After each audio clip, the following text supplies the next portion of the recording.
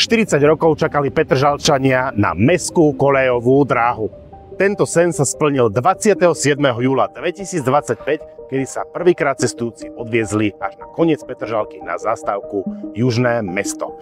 O tom, aké sú skúsenosti s prvými dňami a týždňami prevádzky Petržalskej električky, ale aj o tom, ako bude prebiehať dokončovanie tohto projektu, sa dozviete v tomto videu.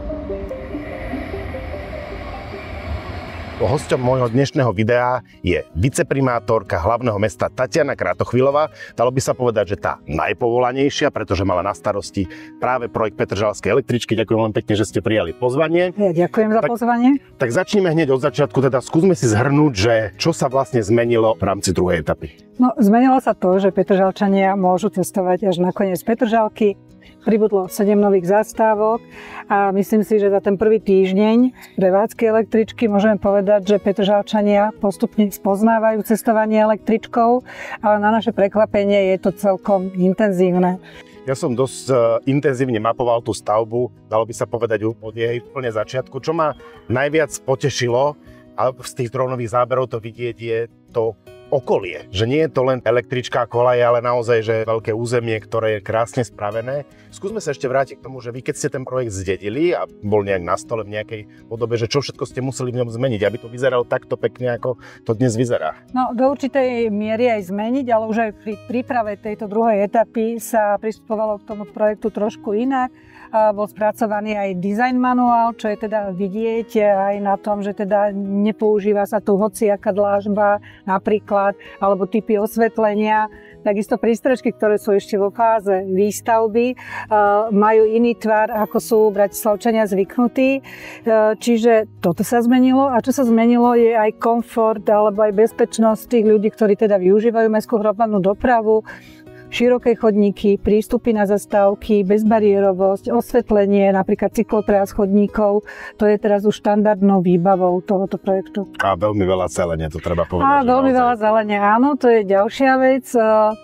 Naozaj tento projekt sprevádza masívna výsadba zelene. Nie sú to len stromy, sú to kríky, sú to aj kvety, sú to veľké množstva, veľké plochy trávnikov, ale to, čo je asi najviac citeľné, je zatrávnenie električkovej trate rozchodníkom. Vy keď ste spúšťali v ten prvý deň, teda ohlasovali ste spustenie električky, tak ste aj vy, aj pán primátor hovorili, že tá stavba nie je ešte dokončená, že naozaj prioritou bolo najmä spustiť električkovú trať. Tak skúsme si teraz zhrnúť, že v akom stave ten projekt je, čo ešte nás čaká, čo ešte treba dokončiť. Najprv k tomu rozhodnutiu by som povedala, že mali sme samozrejme veľkú dilemu nad tým, či spojazniť tú električku alebo spustiť, prevádzkovať tú električku nie úplne dokončenom stave, ale samozrejme s tým, že električková trať a prístupy na zastávky budú dokončené, veď to bola podmienka aj stavebného úradu, alebo čakať na jej úplné dokončenie. Rozhodli sme sa pre túto alternatívu aj kvôli tomu, že súčasťou tohto projektu je aj spojaznenie nových veľkých križovatiek, vrátane cestnej dopravnej signalizácie. Vedeli sme, že doľaďovanie dynamického riadenia križovatiek a všetko, čo s tým súvisí, si vyžaduje určitý čas.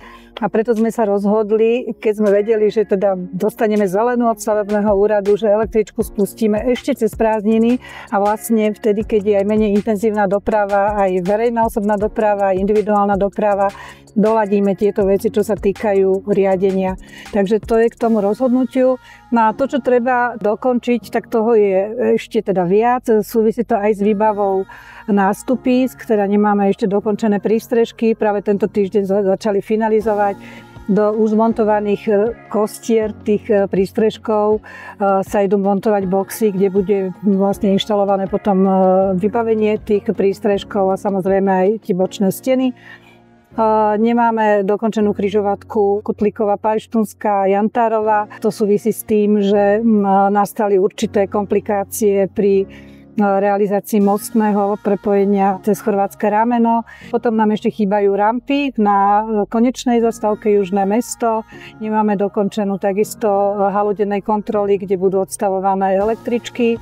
Takže toto sú objekty, na ktorých sa ešte pracuje, ktoré chceme dokončiť do konca roka, ale ktoré nesúvisia s bezpečnosťou a premávky električiek samotných. Teraz sa nachádzame na zastávke Farského, ktorá bola pár rokov v takom dočasnom stave, takže povedzme si, ako táto zastávka funguje, pretože ona je taká integrovaná. Možno na porovnanie, že ako fungovala, toto bola predposledná zastávka z prvej etapy. Cestujúci, ktorí skončili túto, alebo vystúpili túto z električky, tak prestupovali na autobusy, ktoré vedú do Ovsišťa, takže museli prechádzať cez križovatku, čo samozrejme bola aj hra o čase a nie veľmi bezpečné.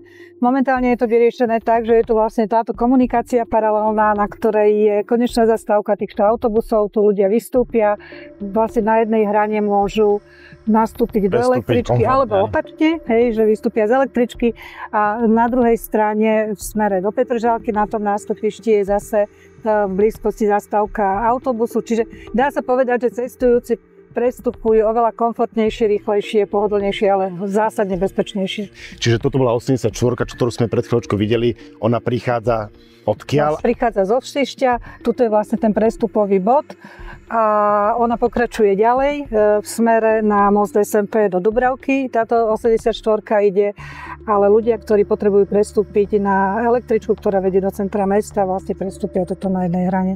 Ideme si vyskúšať jazdu električkou a budeme sa rozprávať o preferencii.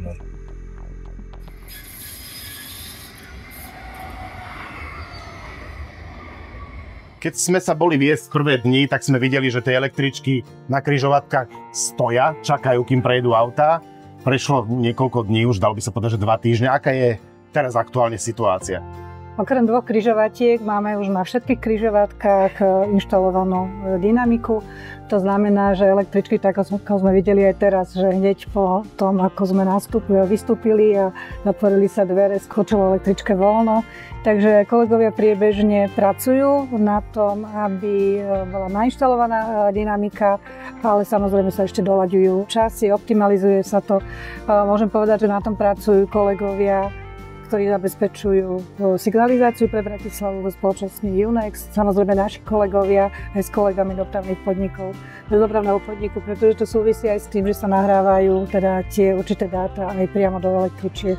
Poďme ku križovatkám, pretože v Petržalke pribudlo mnoho svetelne riadených križovatiek, ktoré boli dočasné, dalo by sa povedať, možno sa čakalo na metro. Takže skúsme si povedať tak, že aké sú tie križovatky nové a ako teda vlastne tie križovatky fungujú. Áno, to môžeme potvrdiť. My Petržalčania veľmi dobre vieme, ako sa jazdilo napríklad po tejto križovatke, to je Rusovská námestie Hraničiarov. V podstate to bola taká dočasná šikana, prakticky bez chodníka, bolo to také nejaké že úzlučké premostenie cez chorvátske rameno, ktoré bolo iba vysypané štvrkom, kadiaľ chodili chodci.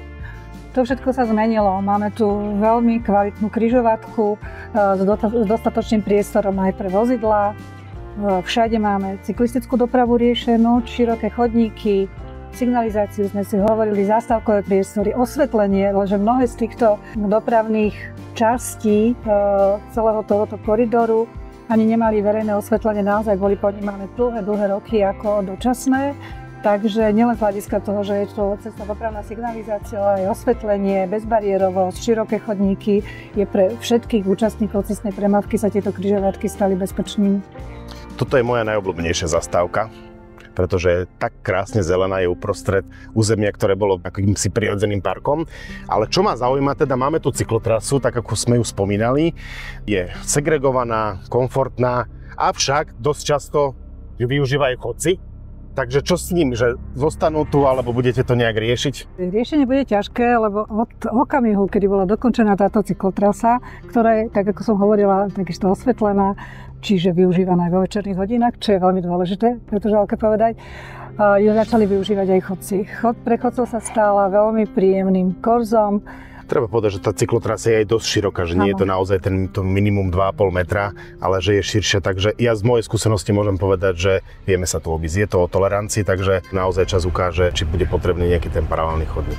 Aktuálne sú prázdniny, takže tie električky jazdia v prázdninovom režime, ale aký je plán taktov od septembra? Od septembra v pracovné dni, v ranejšej špičke a popoludnejšej špičke to bude 2,5 minútový interval.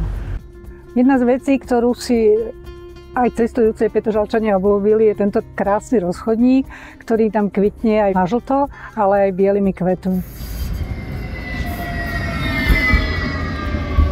Nachádzame sa na zastávke Pajštúnska, tam mala pracovný názov Stred, alebo Petržalka Stred. Toto je jedna z tých častí projektu, ktorý ešte nie je dokončený. Tá križovatka je ešte stavba, tak povedzme si, že v akom stave sa nachádza a čo tu teda o tých pár mesiacov, keď to bude dokončené, nakoniec bude. No, to, čo tu bude o tých pár mesiacov, je vidno na tejto prvej časti Pajštúnskej. V podstate tá bola už v rámci tejto prvej etapy dokončená a rozšírená na ten definitívny stav, na ktorý bola pripravená tie 10 ročia, dá sa povedať. Čiže bude tu plnohodnotná štvorpruhová komunikácia so zeleným deliacím pásom. To, čo nám momentálne bráni to spojazniť, je to, že sa dokončuje druhý most. Vlastne cez chorvátske rameno bude presne tak, ako tie komunikácie sú vedené, budú vlastne vybudované dva mostné objekty.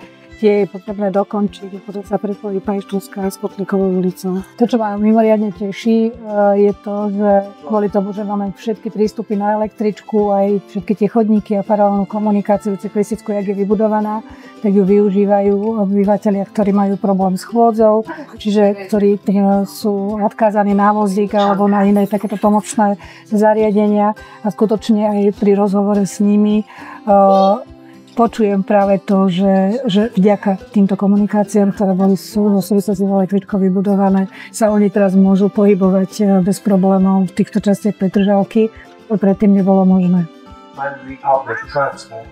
Ahoj. Čau. Bývaš v Slnečnici? No. Aha. Takže ja to už mám otestované od prvého A dňa. prečo cestujete radšej teraz električkou? V podstate tak, jak autom by som bol rád. To je výborná odpoveď. Ale Električkou ako autom. dokonca po cyklotrase ešte rýchlejšie, ale potom sa musím ospekovať prácu.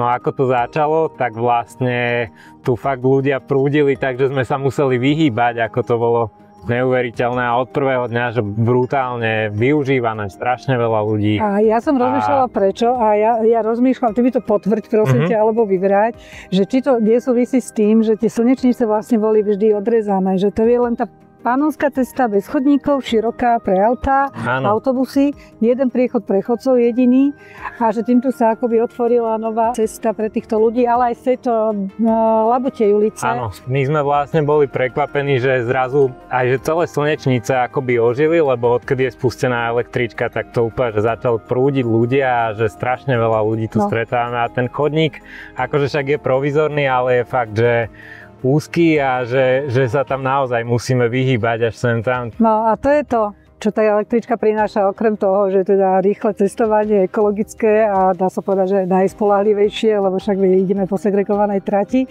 ale to, že proste to okolie okolo tej električky ožíva. Určite, akože mi to robí obrovskú radosť, že vidím tých ľudí, všeli ako sa inak pohybovať. Ja teda môžem len potvrdiť, že chodievam aj na bicykli, lebo na bicykli, keď som chcel ísť do práce, tak som chodieval po Hrádzi. Teraz to mám o asi 1,5 kilometra kratšie na bicykli a v ktoromkoľvek čase, či som išiel večer, ráno, po obede na bicykli, tak akože je to strašne plné, že to je normálne, že podľa mňa je to vec, že strašne to ožil celý ten priestor. Takže to tak máme. sa tešíme. Hej, sme nevedeli, že ten sen má až takýto rozmer. Ten sen o električke, že má až takýto rozmer. Hej. Dobre, Juraj, tak díky. Priznám sa, že toto je moje veľmi obľúbené miesto, pretože ešte pred 5 rokmi sa tu nachádzalo depo nedokončeného bratislavského metra. Tu vlastne bola pripravená zastávka bratislavského metra, alebo rýchlodráhy, ako sa to vtedy volalo. A týmto smerom pokračoval tunel, ktorý mal približne 300 metrov, mal mať 3 kolaje a bol vlastne dimenzovaný na celé súpravy metra. Takže už tu teraz momentálne metro nie je, ale vlastne električková trať vedie presne v tomto koridore plánovaného bratislavského metra. Mimochodom začalo sa stavať v 85. Trošku tam boli nejaké prestávky, potom znovu to pokračovalo v 88. a v 90. to vlastne skončilo. No ale teraz to vyzerá úplne inak, takže toto je konečná zastávka, volá sa Južné mesto. Jedna z tých častí projektu, ktorá nie je ešte úplne dokončená. Takže povedzme si, že čo tu aktuálne sa nachádza a keď to bude celé dokončené, čo tu vlastne vznikne. Treba povedať, že na tejto konečnej Južné mesto je plánovaná aj prestupná zastávka. Tieto schodiska, ktoré sú tu a rampy, ktoré sú tu už teda vybudované, ešte nie dokončené, budú slúžiť na to, aby sa z autobusov, ktoré budú stať na Panonskej, na nových zastávkach, ktoré takisto súčasťou výstavby električky, môžu prestúpiť buď z električky na autobus alebo opačne. Týmto smerom ešte električky pokračujú kúsok ďalej, nachádza sa tu obratisko. a hala dennej údržby. Čo sa bude tam diať v tej hale? Tam sa bude diať samozrejme tá denná údržba, budú tam vlastne kontrolované, odstavované električky, ktoré budú ráno vychádzať z Petržalky. To znamená, že práve časť električiek bude vychádzať z vozovne Krásňany a časť električiek bude vychádzať z tejto. Čiže budú tam aj nocovať nejaké? Budú tam električky aj nocovať, áno. Málo kto vie o tom, že vlastne v dotyku s Obratiskom sa nachádza železničná trať, ktorá vedie do Rusoviec a ďalej do Hedešhalomu, do Maďarska. Neplánovali ste, že by tam sa nachádzal nejaký prestupný terminál na železničnú a vlakovú dopravu? No, treba v prvom rade povedať, že to by musel plánovať štát, že budovanie TIOPov je v kompetencii železníc Slovenskej republiky, respektíve Ministerstva dopravy, ale my všetci dopraváci si myslíme, že by to bolo vhodné. Ale na to, aby to bolo vhodné, by musela byť tá trať mať, teda by sa povedala, že inú dopravu. Bolo by potrebné tam si zaviesť možno nové linky, samozrejme iný takt z tej železničnej doprave, ale celkovo si myslíme, že ten potenciál železničných tratí, ktorý je na území Bratislavy, by sa mal využívať práve pre cestovanie verejnou osobnou dopravou vo väčšej miere. Ako je to vidieť aj toto práve na tejto konečnej, je tu ešte pomerne aj čulý stavebný ruch, aj veľa miest nedokončených. V nasledujúcich mesiacoch bude prebiehať aj úprava okolia, dokončovanie objektov, ktoré sú potrebné aj na prestupy. Takisto tie objekty, o ktorých sme už predtým hovorili, most na Kutlíkovej, samozrejme dokončenie prístrežkov a určitých častí chodníkov. To sú vlastne práce, ktoré budú prebiehať v nasledujúcich mesiacoch a veríme, že do konca roka alebo ku koncu roka budú všetky tieto objekty dokončené. Ďakujem veľmi pekne. Mojím dnešným hosťom tohto videa bola Tatiana Kratochvílová, viceprimátorka hlavného mesta a dalo by sa povedať tá najdôležitejšia osoba, ktorá mala na starosti celý tento projekt. Ďakujem veľmi pekne za zaujímavú, dalo by sa povedať zážitkovú jazdu a držím ešte palce, aby sa podarilo ten projekt. Ďakujem veľmi pekne aj za kolegov, lebo na tento projekt nie som sama a verím, že sa električková doprava, tak ako sa už javí aj v Petržalke, stane obľúbeným spôsobom. A vám ďakujem za sledovanie, majte sa pekne.